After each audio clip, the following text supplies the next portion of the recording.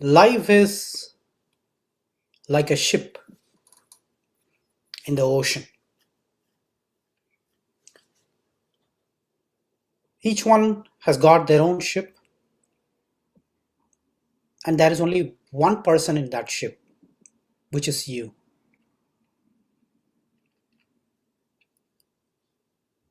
Now, everyone's ship has got a hole, a problem, a leak in that ship. People who are awake, alert, observe this leak, this breakage in the ship, and they try to fix it. And they reach the destination. But people who are fast asleep,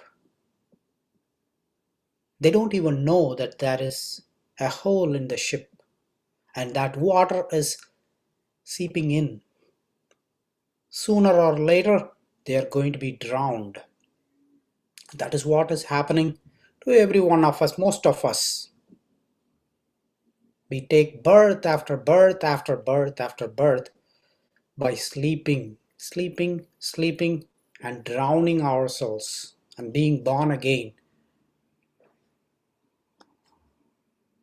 When are we going to wake up and realize that yes, my ship is broken and water is rising up?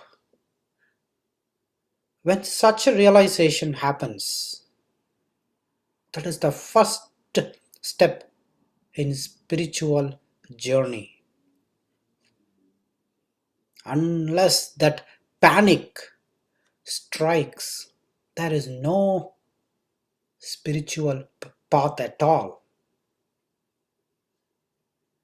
The spiritual path that we all call it as a spiritual path is truly not the one that is intended. It is just a pastime for us. Weekly once go to temple or recite Vishnu Sahasranama or just perform any ritual process and just tell ourselves that I am in the spiritual path. They are not, these means are not the spiritual path at all. There should be panic in the mind. Something is happening in my in me, inside me. That seems to be quite odd. I don't understand myself. There seems to be some strange thing happening within me. If every one of you observe, anyone can appreciate that. What are the strange things that happen within ourselves? If you look at it, the inner mechanisms, the heart, the kidneys, the lungs, the intestines, everything work automatically. We don't do anything. We are not putting any conscious effort to make that work. Have you ever observed that and appreciated that? It's a simple thing, but yet that needs a lot. If one is able to appreciate that, then that person is really, really advancing towards a matured level in realization. I don't do anything, but somehow magically my body is working. I didn't do any special thing. Even when I'm fast asleep, there are mechanisms in my body. They keep on working. Wow. How strange it is. Who is making that work? Right? I eat some food. As soon as I place that food in my mouth, tongue is able to differentiate it, identify it, and give me pleasure. How is it doing that? Where did tongue got its power to differentiate the taste in food? Did I do anything special about it? No.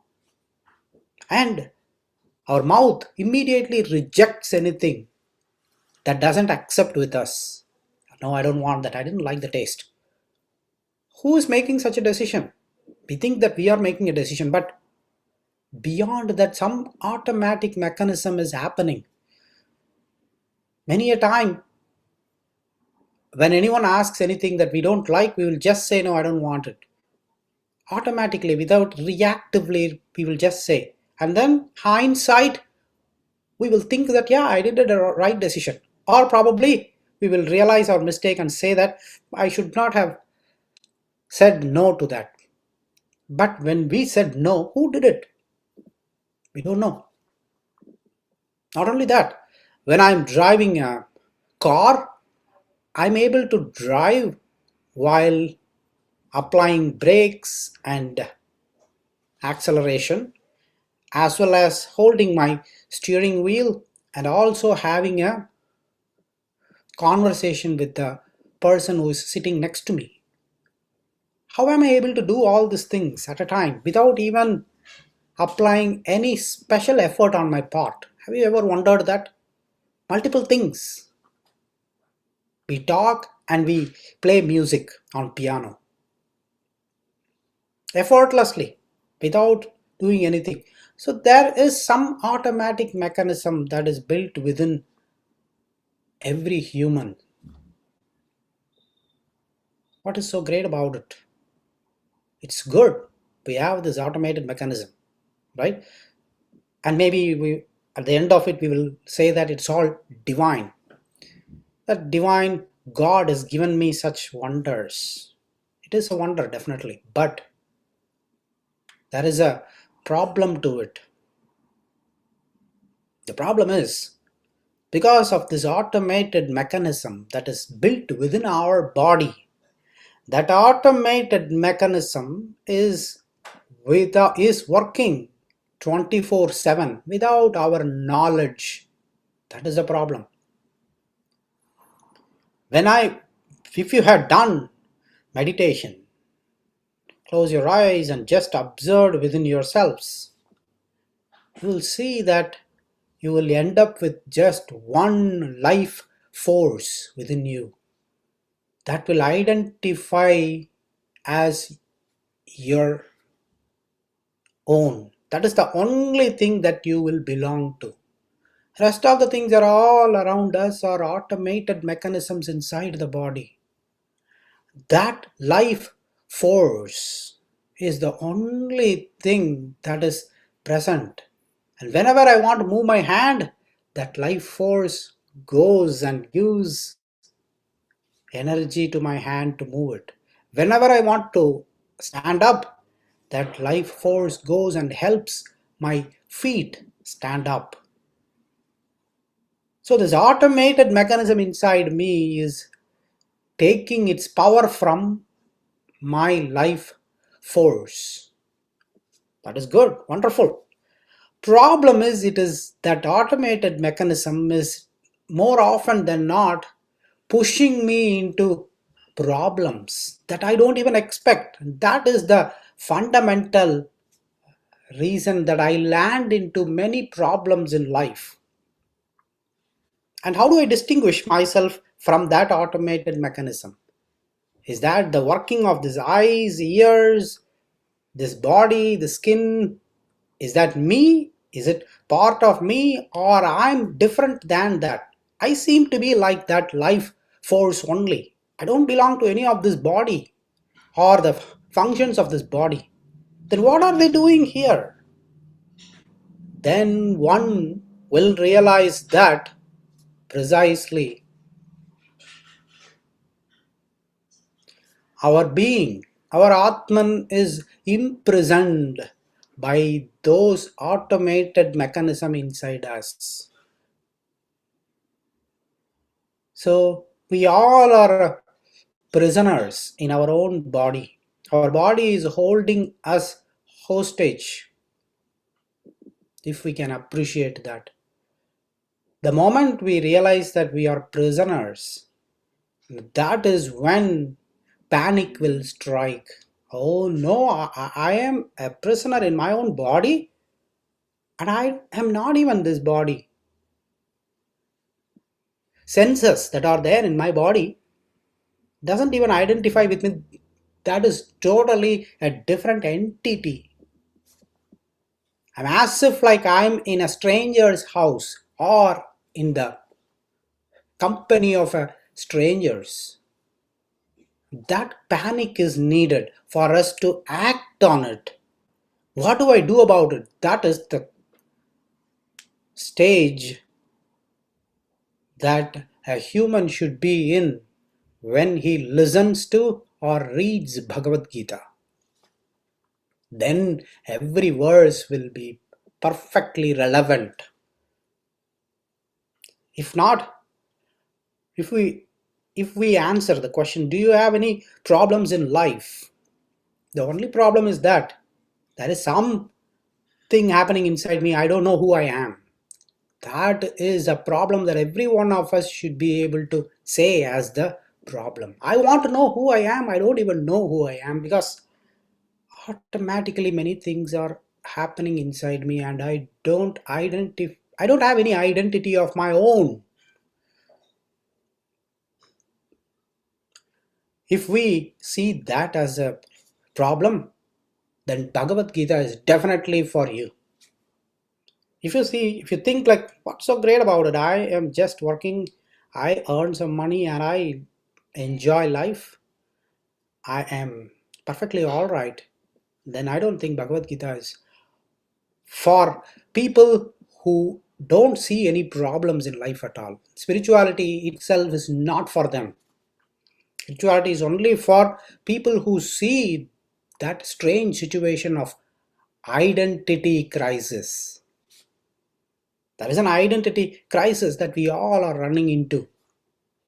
Unless we just drop everything and then start looking, we won't react to that.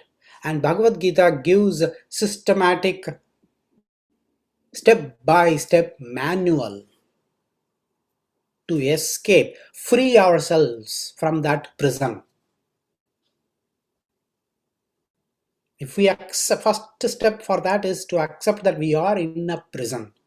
I am that life force, and that life force is being occupied by my senses, my body, my mind, my intellect. Everything are strangers. They have taken over my life force, which is me, and I'm just sitting in my own body, not able to see my true identity. Then Bhagavad Gita starts from there. That is where the value is. Otherwise, we will feel bored. We won't be able to appreciate. Oh, I don't think Bhagavad Gita is for me because that is something, or we won't be able to really appreciate it.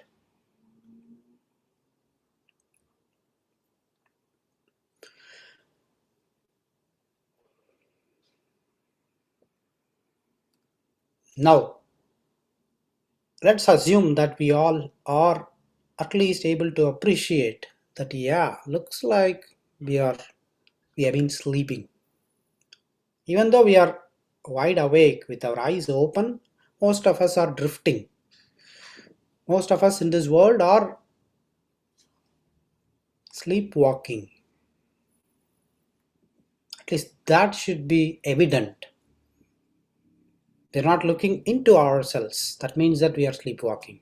We're looking outside of us and objects and other things. Then we are wide awake as far as the world is concerned. But as far as spiritual world is concerned, we are in deep, deep darkness, fast asleep. We are sleeping. And we should awake. We should wake up. And that's why they call it as wake up call. Right? Divine wake up call. So that wake up call is nothing but this kind of situations where I am happen to say this, or you will hear from others, or you get yourself some idea one day that yes, What is this, right? You're watching some YouTubes and you get some message and you started to think. That is the wake up call to start at least moving in the direction and appreciate the problem. No one knows when the answer will come, but at least I'm in a stage where there is some problem. If there is no problem, I don't see any problem at all, then that is a different group. I mean, there is no blame about it, there is nothing wrong about it. But the truth is not that. The truth is this, where we ourselves are being held by our own body. Now, once we realize that, then the next shlokas will be more relevant what Krishna is trying to answer. Let's see that. To see how to escape, that is the answer that we wanted. Now we know that, okay, we are stuck in this body. We are being held prison by this body elements. Automatically few things are happening. I don't even seem to be responsible for any of these things. How do I deal with it? Now Krishna is answering such questions. Let's see. Verse number 58. Yada samharate chayam kurmonganiva sarvasah indriyan indriyarthebhya tasya prajna pradishthita. Senses are running behind sense objects. That's the first thing that one has to recognize in life. How are we held prisoner? First thing, my own senses are not listening to me. And we would say that no, when I decide not to eat, I will not eat. That is just good for you, but you still are being held by the senses, no matter what. How? Eating is just one thing, and not every time you will be able to do that. At times, just yield. Oh, I have been this for 1 year. Once eating one gulab jam will not. Who is saying that? We think that I took a decision just one time, it's okay. Our senses are so smart. They talk on our behalf and they take an opportunity. They steal our identity. They steal our power and they grab ourselves from us and they indulge. It can be tongue, it can be eyes, it can be ears, it can be skin, or it can be nose. There are 5 senses in our body, right? With the eyes, nose, tongue, ears, and skin. Each of them have got attraction towards their own sense objects in this world. Many of them, millions of them. If you take my eyes like many objects in this world. My nose likes many things. Tongue likes many things. Ears wanted to listen to many things. So they are all attracted towards the sense objects. And my senses are continuously running towards them without even asking for my permission. They just go and then we just start eating. Halfway through we will realize that when did I pick this up? When did I start eating this? Wow, I'm in the middle of eating already. That is how they are powerful. And now Krishna in this shloka says that Arjuna, senses are so powerful, just like just like a tortoise. If you had seen tortoise, it has its head out and 4 legs out, right? 4 plus 1, 5. We can say like head plus 4 limbs, right? As soon as any enemy predator approaches a tortoise, tortoise will automatically pull its head and its four limbs into its shell to protect itself.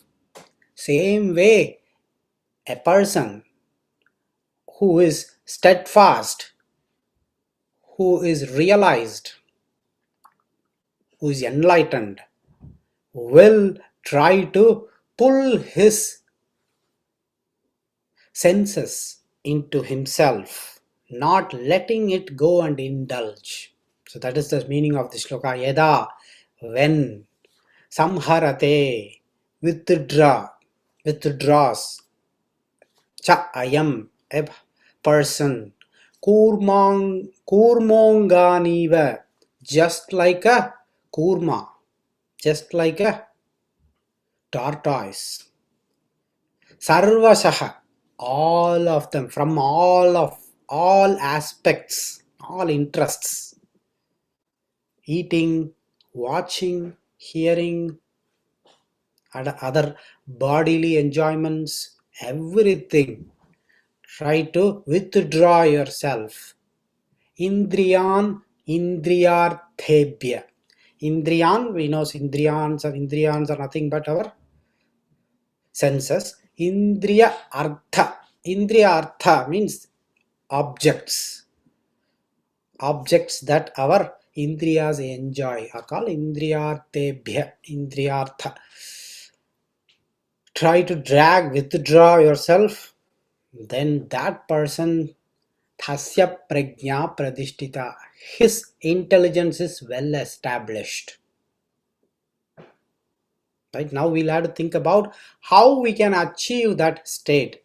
Now when will we think about how can I achieve that state? Only when we appreciate the problem that I stated before.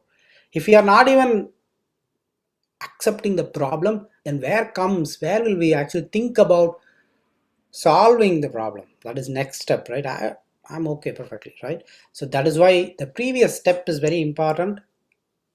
If you are interested, I wanted you to just brainstorm yourself to appreciate the problem first, and then appreciate every verse that is going to follow.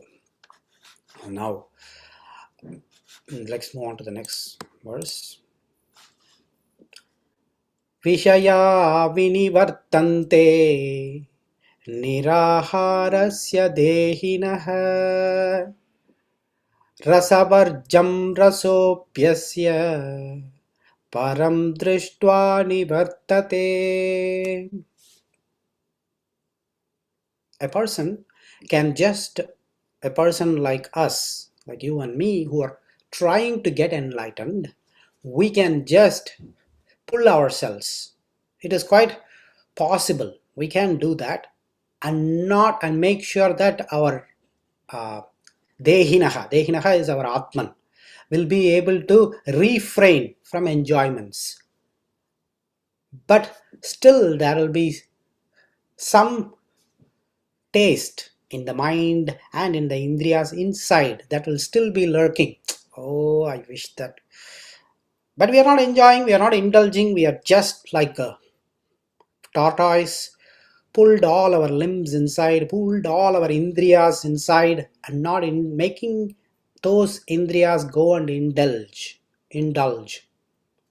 Now still there will be some lurking taste in the mind. And when will that go? Krishna answers here that when that person has a direct vision of God. Param drishtva. If you see the second line says, Param drishtva nivartate. Param is God. Drishtva, when that person who is trying to enlighten himself, trying to get all his indriyas inside and try to attempt, once he sees God within himself, at that time even the drop or wherever that is still stuck to him will also be removed, will also cease. He will not even be interested in any of those sense enjoyments. That stage will definitely reach, is the meaning of this sloka. Now let's move on to the next verse. The embodied being here means that vital power, that power within us, that life force within us, which is nothing but ourselves. Right? Whenever we say me, I, that me and I refers to that vital force, life force, nothing else. Not my body, not my mind, not my senses, nothing. They are all, in fact, our enemies. And we have been saying that they are us, they are part of us. We are entertaining them. Right? So now, verse number 60.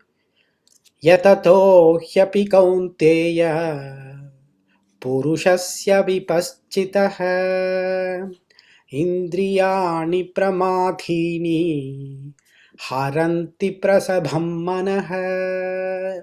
Even the most expert Arjuna, even the most expert, most strong-willed and a person of sound judgment, his mind will also be forcibly swayed by his or her senses.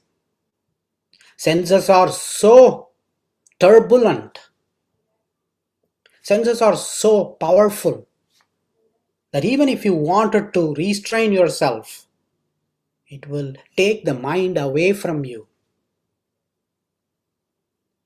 See, have you ever wondered? Have you ever thought that senses are so powerful? Just take a step back and even see that. Have we ever seen our senses itself as a separate entity from us? We have already assumed that this is my mouth, and this is my eyes, this is my ears, this is my skin. What is so wrong about it? They are all true, but only at one level. But at a different level, they don't belong to us. In fact, they are working against us. It's not any metaphorical statement or philosophical statement. It is a literal statement. Literally, senses are working against us. They are not as, because they are working, they are automatically operating. When it can be men, few things; for women, few other things. I'll give some examples. For men, if I'm just sitting here, I'm sitting next to my window here. If there is a beautiful sports car, let's say just parked there or just waiting near the light, my house is in the corner of the street, so many cars pass by and they just stop in the light. If I just start looking at the sports car for a while, even before I realize that, oh, I have something to do here. So my eyes already forcibly took my mind away from me. Even though my mind also appreciates it. Wow, that's a great car. Wow, that's true. Yeah, good. And then if anyone asks you, hey, why did you look at that? We will still say that, yeah, I just saw a beautiful car. Everything is, again, automatic. And we fell for the tricks of our eyes. And if it is women, let's say just flash something interesting, either in the mobile phone or on the TV, something about a new sari or a necklace, or our eyes are gone already. Look at the beautiful. I'm not saying looking at it is not right, but what I'm saying, understand that. What I'm saying is the eyes are automatically, mechanically dragging the mind along with it based on our previous experience. We have liked some jewelry, we have liked some dress, So now at this time, whether I wanted it or not, eyes don't care that at all. They just take and show that, look at that. Consciously, we are not doing it.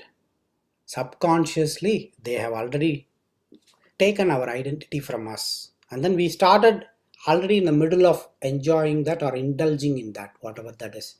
So that is the problem that is being stated here. Haranti. Haranti is just drag. Prasabham. Forcibly takes the mind away. That is, eyes is just one example. Tongue is another example. We can keep keep on listing some examples, but until that person, which is you who is listening, looks into your own life as to what are the things that my senses are dragging me, it's not going to be that helpful.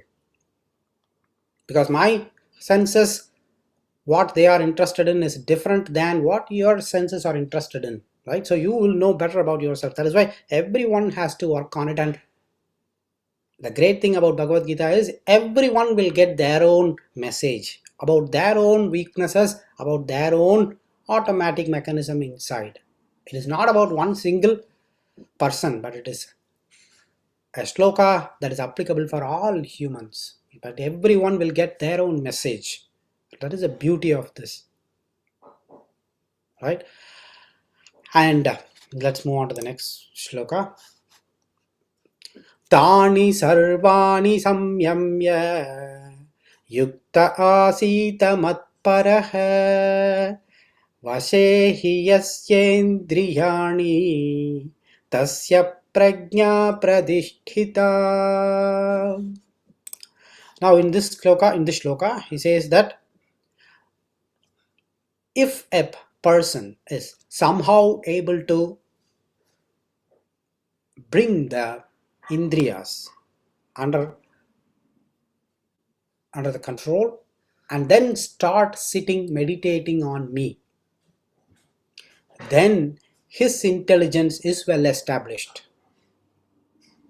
That is Krishna is now declaring that when you are able to realize that indriyas are going in all directions and somehow try to enforce, hold them back, restrain them, just like strings, just like tortoise, pull them back, and don't leave it as is, because if you just pull them back and then just wait that they will remain back, it won't. It will again go back, because that is their nature. You cannot stop them. But instead, after pulling those senses into yourself, start meditating on me. Then I will take care of them. I know how to control your indriyas. That is a message that clearly he gives here. Now we know why meditation is needed. Meditation can be anything, right? Meditation, do not limit meditation to something like every day morning I just do half an hour meditation or 1 hour meditation. That's it.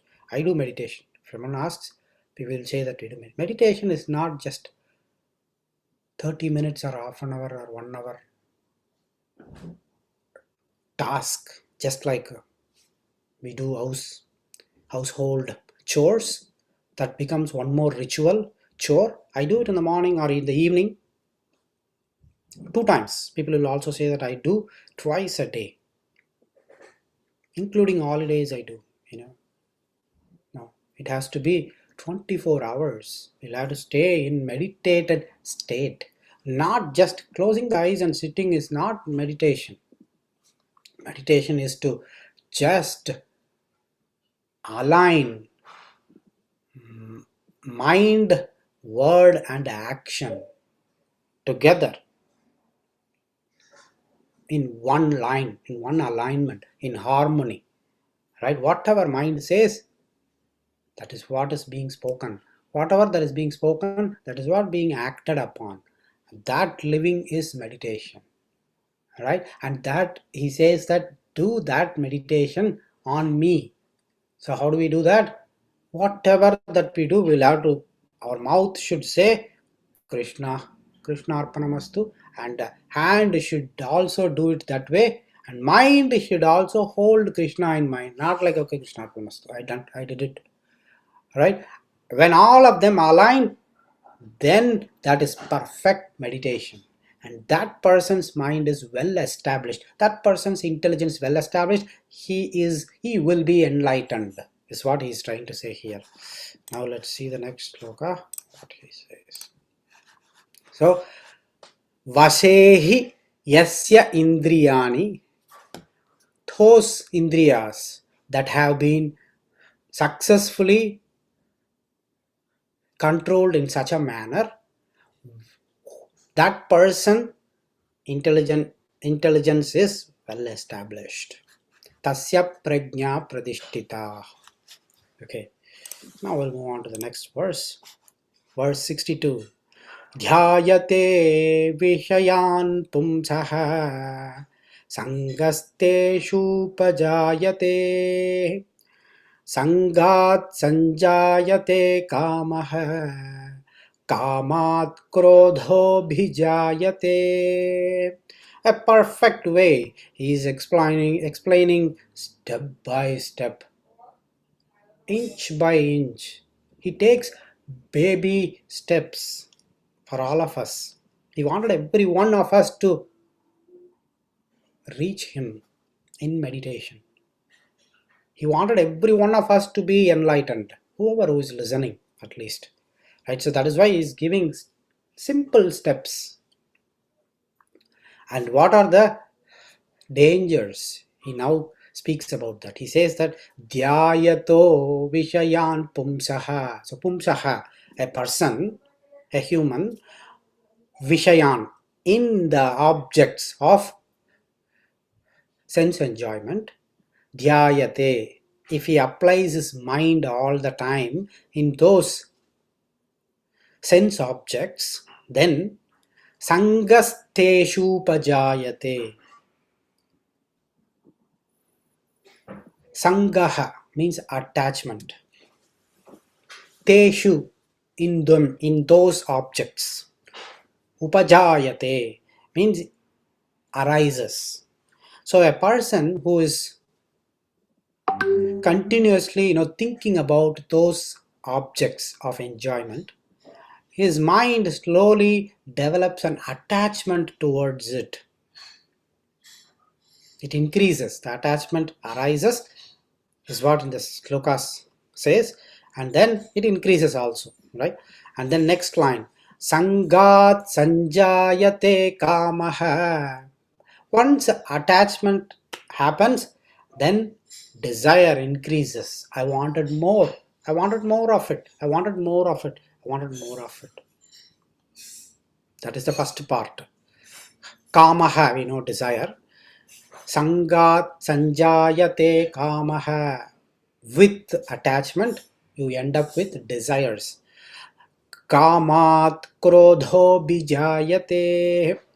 With desire, krodha comes. Krodha is anger. Because once we wanted more and more, our desire increases. If someone says no, or if we are not able to get what we wanted to have, our anger increases. Anger may be obvious, apparent, open, or it can be inner anger. Frustration is also a suppressed form of anger, right? So that frustration, disappointment, whatever you say it, right? Whatever name that you give it to, they're all anger, inner anger, right? So they all develop inside you. But that is primarily because of our senses running behind sense objects, and because of that they develop an attachment, and because of the attachment our desires increase without our knowledge. Everything happens automatically here. There is nothing like okay, I know about it, I am not that much. When you ask people, they will say that there is nothing like that. I'm not that much attached, I know my limits. If someone says that, Either they are absolutely lying or they don't understand how indriyas work. That is not the way that indriyas work. They are working automatically, and that is by design. That is how we all humans are made. We cannot modify that. When you go and put on the switch in the kitchen or in your living room, lights turn off. That is how it is designed, right? You cannot expect that when you switch on the lights will swing, or the lights will fly away from the room. Nobody expects that. They will turn on. That is the same way that our indriyas are also programmed. They're all programmed already. We cannot say that I know my limits, I will just not do go that much. No, they all go without our knowledge. That is the problem. They have already gone, and we think that we are not gone, right? So that is the reason he says that will increase our inner desire, which we don't know how much our desires have increased every day. And because of the desires, not all desires will always be fulfilled. Because of that, some frustrations, disappointments, anger rises within us, and that gets registered in our mind, which also we don't know, right? And then we develop a little bit of hatred, everything within ourselves, about that person, about that object, about ourselves. Those are the reasons that is bringing us down as a human. Those are the reasons that a human is not truly happy about himself or herself. Otherwise, just think about it. We all should be living happily, every time happy, for no reason at all, right? Why is it that not all the time we are happy? And we needed, whenever you ask what is happiness, define happiness. Just think, ask yourself, what is happiness? We always associate happiness with an outside thing. When I go with my family first, I cannot be happy about within, just with alone. I will have to include my family to get my happiness. That is one. And then that is at least okay. Second, I will say that I will have, if I go with my family on a vacation, I'll be happy. So I have to have that vacation, a destination, to derive my happiness. But happiness inside me, what does it do? What it has to do with a location or something else, an object, right? So those are the questions that a person who is in the spiritual journey will ask. Wait a minute, happiness after all is within myself. Why am I not being able to be happy all the time? Why do I need an outside entity like a vacation or an ice cream or something else to give me a happiness? If you take an ice cream in as such is not that great. Ice cream is great only when it touches our mouth. Then we say that yummy, beautiful. So taste is enjoyed by us, then we say it is beautiful. When you look at the ice cream itself is not that great. Ice cream itself is not giving that happiness, but my taste buds are able to detect that taste in the ice cream. So where is the beauty? Ice cream is the beauty, or I am the beauty? I am, right? Because I am the one who is appreciating that taste of the ice cream. So I should be able to be happy without any external dependence of any objects or person or vacation or any experience. At least theoretically, that is true. Now, next question is, why is it that then I'm not able to be happy about myself? That is what Bhagavad Gita will answer. If we pay attention and be alert and start asking the questions like this, then we will end up with answers, which you might end up with answers, right? I may or may not. I will say one thing and that will become your answer. Okay, let's move on to the next question, next shloka. Shloka number 63.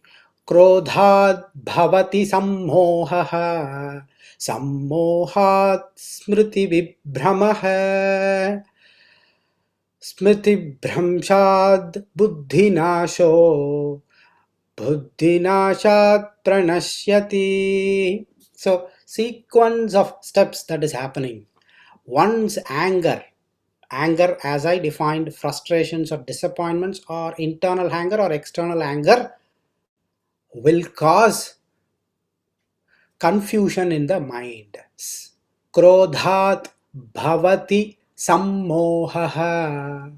That is, krodha will result in sammohaha. Sammohaha is confusion in the mind. Sammohat smriti vibhramaha. Confusion in the mind will lead to poor memory. Memory is not there, presence will not be there. I won't be present in this moment. I will forget everything. I will forget even who I am.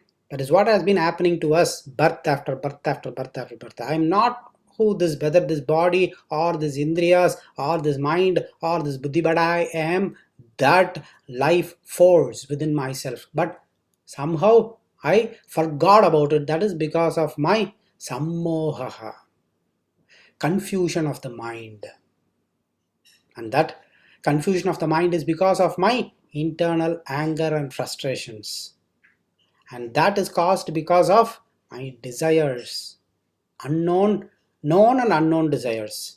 And that unknown, known desires is because of my attachment towards external objects. And that attachment is because of my thinking constantly about sense objects. That is how we will have to trace back to get to the root cause. Now, next he says, what happens if we forget about ourselves? Smriti means memory. Smriti brahmyad buddhi nasho. If smriti is not there, then intellect is spoiled. If smriti is not there, then we will not be able to discriminate things from right versus wrong. Right? We will think that, okay, this is what I have always been doing, and that is why automatic thing they overtake us. Automatic mechanism overtake us because we are not having a strong memory ourselves. Wait, I decided not to eat this, or I decided not to indulge in this. How come this is automatically I'm doing it? Let me stop. That level of smriti, memory, should be there. We lost it. Now, that is why we are already in the middle of enjoyment or indulgence, right? So the problem with smriti or memory getting destroyed is that intellect is getting destroyed. It will lead to intellect being destroyed. If intellect is destroyed, then the whole person is ruined. That's what it says, pranashyati. Buddhi nashat pranashyati. Buddhi is spoiled, intellect is gone, then the person is ruined. So see how powerful our indriyas are. They lead us towards ruin. Right? So now let's move on to the next verse, 64. Ragadvesha viyuktaistu Vishayanindriyaischaran Atmavasyairvidheyatma Prasadam adhigacchati. Ragadvesha viyuktaistu. Ragadvesha, we already spoke about it last week, where ragam means attachment or anticipation or excitement about things. Dvesham is hatred. I don't want this. I don't want, I don't like it. Aversion, right? Likes and dislikes, you can put it also like that way. Aversion, I hate it to the core, either it or him or her, you can put anything there, right? I don't want it, or I like it so much, I just want to have more of it. Both are problems. Intense like or intense dislike is ragam and dvesham. Raga dvesha viyuk, viyuk, vyuktaistu. Vyuktais is when you are free from that delusion of likes and dislikes, freed from it, and vishayan indriyais charan, in the midst of objects, right? In the midst of so much of enjoyments, for the senses. Once the likes and dislikes are gone, and a person is able to just stay with his life force alone. He looks at only that life force and he is happy with that, and he is already experiencing that there is no sweetest thing other than that vital force which is me, and there is no peaceful happy thing other than that vital force which is me, inside me, that godly divine bliss which is me. I'm just enjoying that. I don't need any sense objects for my enjoyment. By freeing himself or herself from ragam and dvesham, a person is able to say that even in the middle of all the enjoyments, if he is able to say that no, I'm just happy with myself, I don't need anything else, I'm established in within my life force inside me, then that person prasadam adhigachati, that person he attains the grace of God. Prasadam, we know prasadam, what prasadam is. Adhigachati, attains.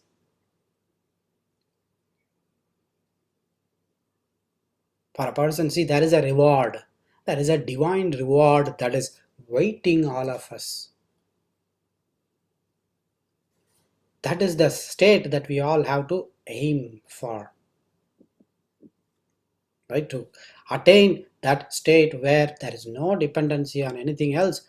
I am just satisfied with my own Atman inside me, and that is my true me, true identity for me. I will just stay there. Then there happens a prasadam. That itself is a prasadam.